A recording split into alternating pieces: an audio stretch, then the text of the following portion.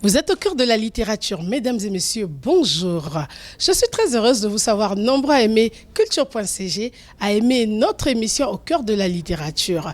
Mesdames et messieurs, dans le cadre de le cœur de la littérature, je reçois un écrivain, un romancier, celui-là qui nous fait voyager dans l'univers de Bakongo, de Brazzaville, au nom de Anissé Walker Mansunga. Avec lui, nous allons découvrir l'intrigue de son roman Voir Paris à tout prix.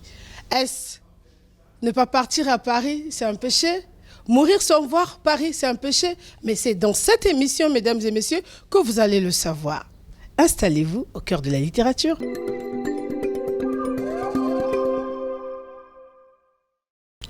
À l'instant, je reçois Monsieur Anissé. Il va se présenter à nous. Bonjour Monsieur Anissé. Bonjour Madame. Bienvenue au cœur de la littérature. Merci beaucoup. Vous pouvez vous présenter auprès des téléspectateurs? Oui, je suis Monsieur Anissé Walker Mansunga, écrivain, donc l'auteur du roman Voir Paris à tout prix, publié aux éditions Vérone. D'accord. Voir Paris à tout prix. Un bel ouvrage, hein. On voit que le design a été très bien fait. Nous remarquons dès la première de la couverture que vous nous mettez dans l'univers parisien. Merci. Oui, en tout cas, la maison d'édition a pensé qu'il fallait retenir cette image à laquelle j'ai adhéré aussi. Effectivement, dès l'entame, on voit que nous sommes déjà en plein Paris. Est-ce que mourir sans voir Paris est un péché? Mourir sans voir Paris peut être un péché, mais pas forcément.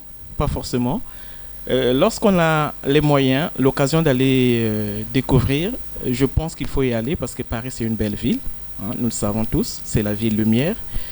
Il faut y aller parce que voyager c'est aussi apprendre, mais il n'est pas péché au point où il faut forcément y aller. Les gens veulent à tout prix y aller. Non, ce n'est pas un péché. On peut mourir sans voir Paris aller au paradis. Donc on est très bien ici alors. On est très bien, en tout cas dans notre ville Brazzaville. Ce roman a l'air d'un, on va le mettre dans le registre historique, du registre très engagé, parce que le sujet il est actuel, hein, les départs, l'immigration. Mais quelle a été la muse de cette écriture?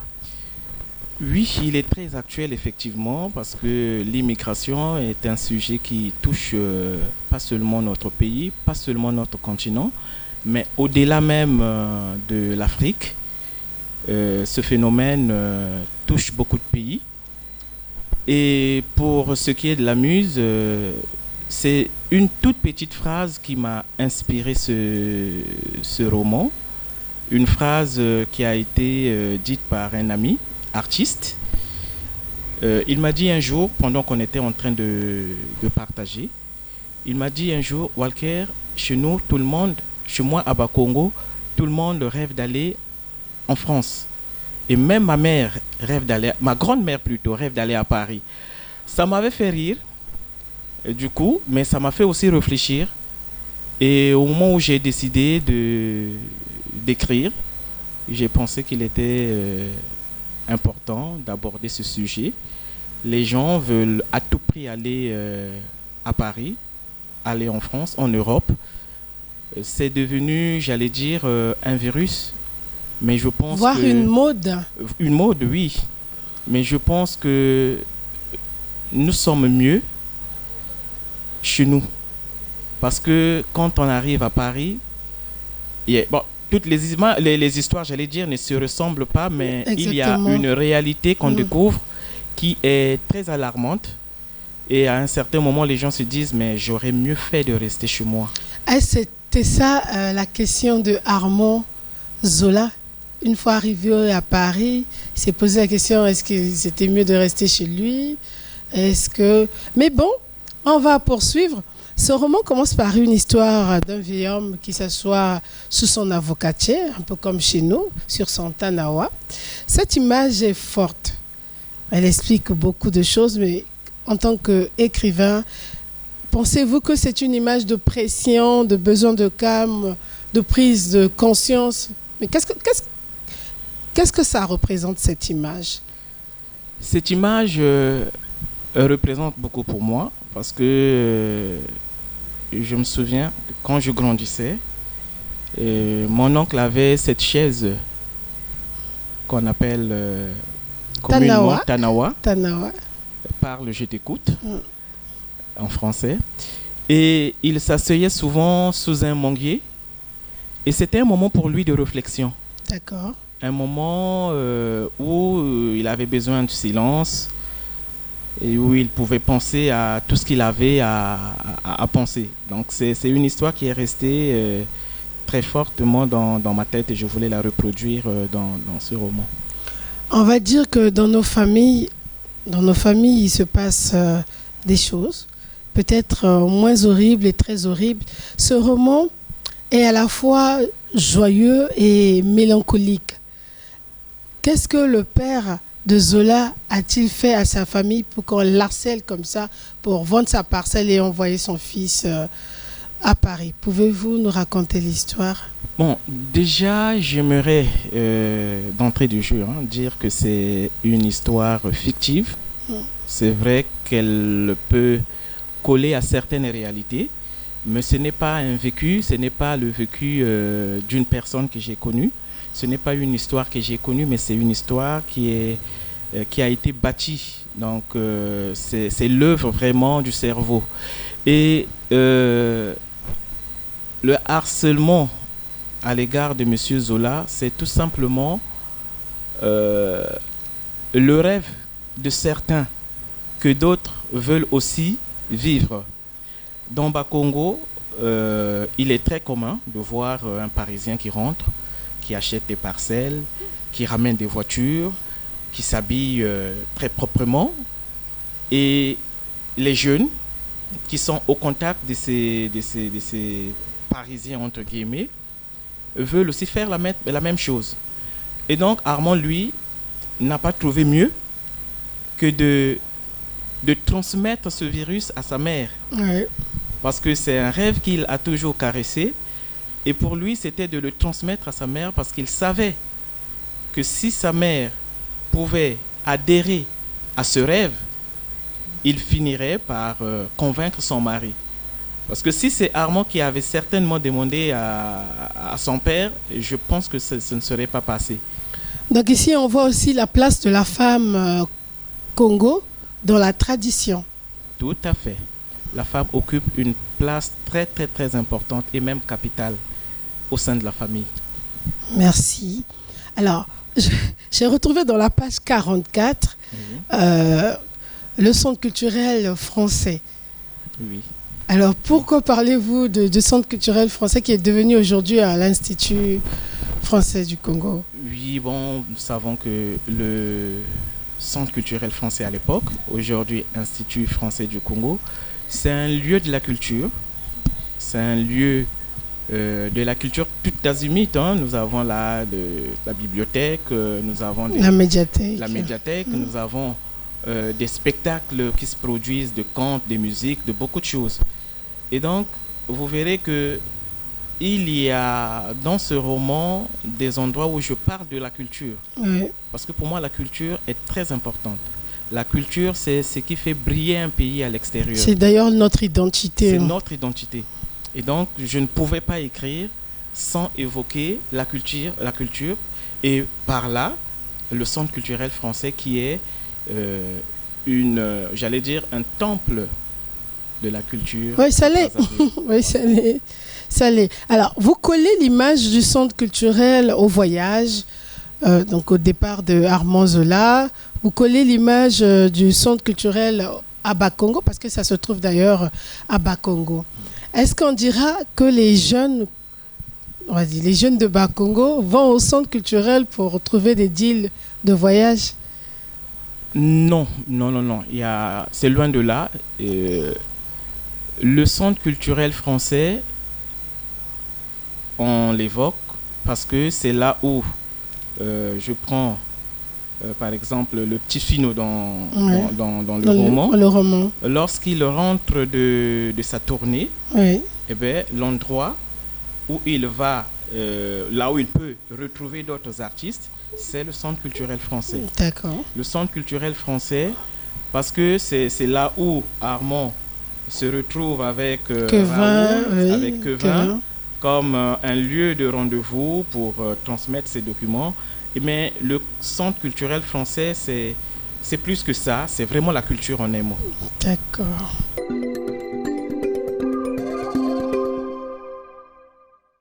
Armand arrive à Paris et on le voit très bien que son séjour chez les Kimbeke se passe, on va dire, timidement bien.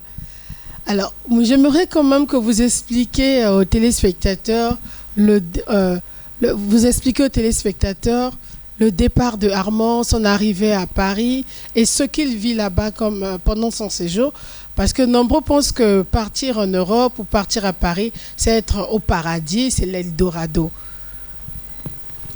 Merci, c'est une question tout à fait importante. Le départ pour Paris se passe tant bien que mal. Il arrive, mais il est confronté à un problème culturel.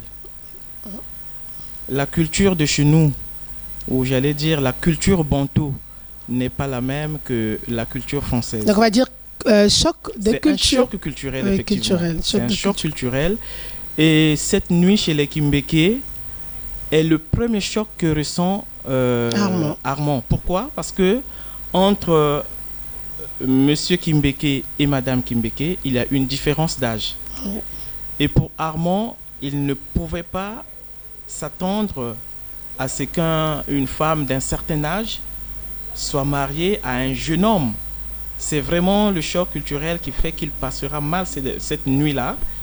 Mais c'était le début de la découverte de beaucoup d'autres choses qui n'étaient pas en phase avec la culture bantou. Donc on va dire retour aux sources, au questionnement sur le nouveau monde. En tout cas, beaucoup plus de questionnements sur le nouveau monde, la nouvelle vie à Paris. La nouvelle vie à Paris. Alors pendant son séjour, tant bien que mal, il rencontre sa chérie. Il arrive à avoir des papiers grâce au mariage, il attend un bébé. Mais après, les événements malheureux s'enchaînent. Le décès de son père, qui était déjà bien avant son mariage, le décès de sa mère, la pression des neveux et nièces au pays qui attendent que le Ngwankaji puisse envoyer une voiture, puisse envoyer de l'argent et tout. Son salaire qui ne répond pas vu ses responsabilités. Armand se sent perdu jusqu'au soir où il rencontre Belle, son neveu. Il lui remet son bulletin de paie, il lui remet son bulletin de paie et commence à recalculer. Et là, moi, je veux savoir qu'est-ce que vous souhaiterez communiquer au lecteur. Oui, effectivement, il y a un enchaînement d'événements heureux et malheureux dans la vie d'Armand. C'est tout simplement dire que la vie à Paris n'est pas, j'allais dire, tout à fait comme on l'espère quand on quitte Brazzaville. D'accord. Nous avons des rêves, nous avons déjà peut-être des choses qui sont dans notre tête, que nous avons apprises ici, nous avons écouté des histoires des Parisiens qui rentrent. Mm-hmm. Et lorsqu'on arrive à Paris, effectivement, on se rend compte que ce n'est pas toujours la même chose. Et dans la vie d'Armand, il y a eu beaucoup d'événements heureux et malheureux. La mort d'abord de son père. Oui, la mort de son père. La maladie d'abord, ensuite la mort. Ensuite encore, ou enfin, la mort de sa maman. Tous ces événements auxquels il a pu contribuer avec ses moyens. Parce qu'on croyait que ça allait être plus que ça. Nous attendons beaucoup plus beaucoup d'argent des gens qui sont en France, parce qu'on se dit qu'ils sont en France, ils sont à l'étranger, ils ont beaucoup d'argent. Malheureusement, ce n'est pas toujours le cas. Et là, vous voyez que Armand a du mal à satisfaire les attentes de ses De parents ses qui sont parents. restés. Surtout qu'ils avaient vendu une parcelle pour son Ils départ. ont vendu la parcelle familiale, Familial pour pour que son lui départ. aille à l'étranger. Et en retour, toute sa famille avait le regard tourné Vers vers lui lui. parce qu'on se disait, il serait, j'allais dire, le ballon d'oxygène D'oxygène, oui. pour la famille. Malheureusement, c'est, j'allais dire, presque des illusions. Et- Et Exactement. c'est ce qui se passe dans la vie. Alors, vous voulez aussi enseigner aux jeunes que ce n'est pas important ou intéressant de compter sur un oncle qui est parti, mais il faudrait... En fait, quel est le message que vous... Le message, je pense, à faire passer à ceux qui sont ici, D'accord. c'est que ceux qui sont en Europe ne ramassent pas les billets d'euros. C'est même écrit dans le livre. Ils ne les ramassent pas. Euh, C'est des gens qui travaillent comme des D'accord. braves gens, Entre deux boulots. parfois deux boulots. Mhm. C'est des gens qui travaillent durement. Et lorsqu'ils vous envoient, par exemple, 50 euros, ne vous dites pas, quoi, c'est tout ce qu'il a envoyé. Ouais. C'est des gens qui ne ramassent pas l'argent.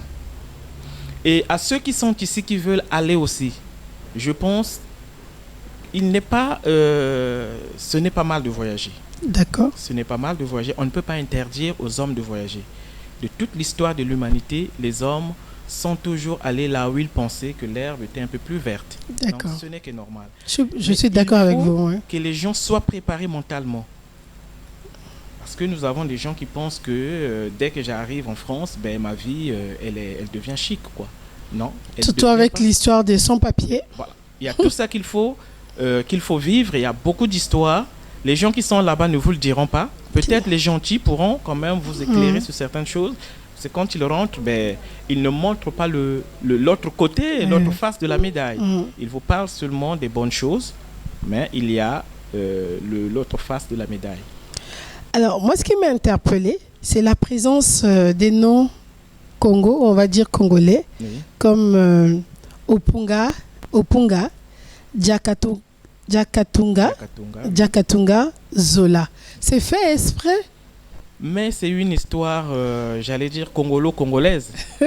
Elle commence à Brazzaville. Mhm. C'est vrai qu'elle se poursuit en France, mais vous verrez que c'est vraiment une histoire congolaise. C'est des Congolais, et même au niveau de la France, vous avez Oui. des familles congolaises. On ne parle vraiment que des Congolais. L'histoire, le vécu des Congolais. Mais c'est une histoire qui peut être aussi transposée dans d'autres pays. Hein. D'accord. Que ce soit la RDC, ce soit Le Sénégal, où il y a beaucoup de le Gabon. départs. Oui. Effectivement, c'est un phénomène, nous l'avons dit tout au début, qui touche beaucoup L'Afrique. l'Afrique Oui. et les pays qui sont au-delà de Oui, le l'Afrique. Maghreb, Et donc, c'est toujours une l'Afrique. histoire qu'on peut transposer, même en Afghanistan, Oui, pourquoi pas. oui. Il y a beaucoup de pays qui connaissent ce phénomène. Et c'est aussi, c'est un appel. C'est un appel à tous ces jeunes qui pensent que la réussite, c'est en Europe. C'est faux. La réussite, c'est pas seulement en Europe. Même en Afrique, on peut réussir sa vie. Donc c'est surtout ça le plus important. Merci. La question, ce livre nous présente la question de l'immigration, les déchirures de famille, les déchirures dans les familles, mais aussi une chronologie d'histoire. On retrouve les noms comme Marie Ngouabi, Moutampa, les dates comme 1957, 1990, 1958 et voire 60.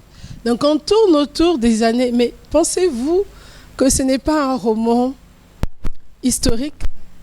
C'est vrai que vous êtes un auteur très engagé, mais pensez-vous pas avec cette chronologie, ce roman devrait être historique?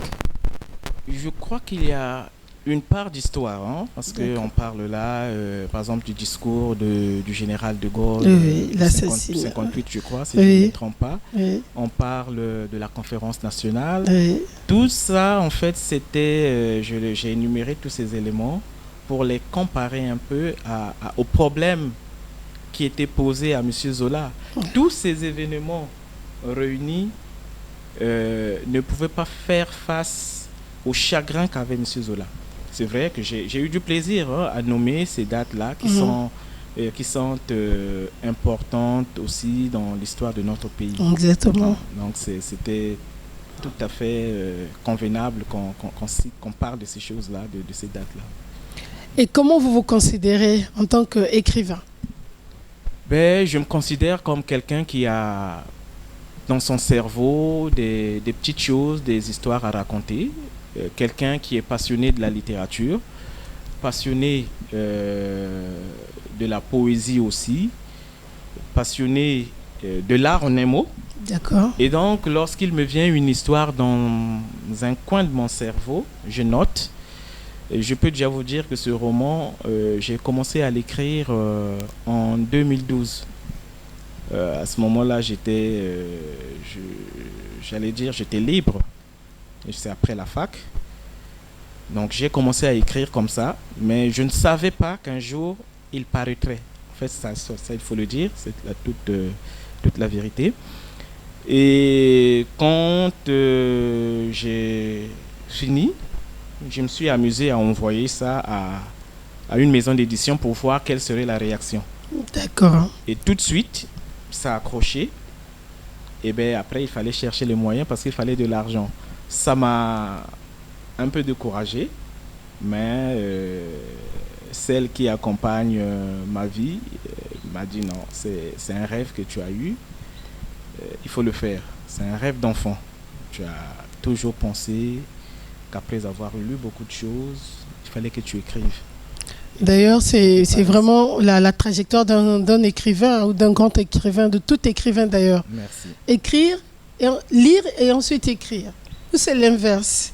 Mais la place de la femme dans la vie d'un homme, c'est important. Donc on dit merci à madame. Vraiment. Ici, nous avons comme pour habitude de donner à notre invité le livre pour une partie de lecture. Donc je vous propose la page 100.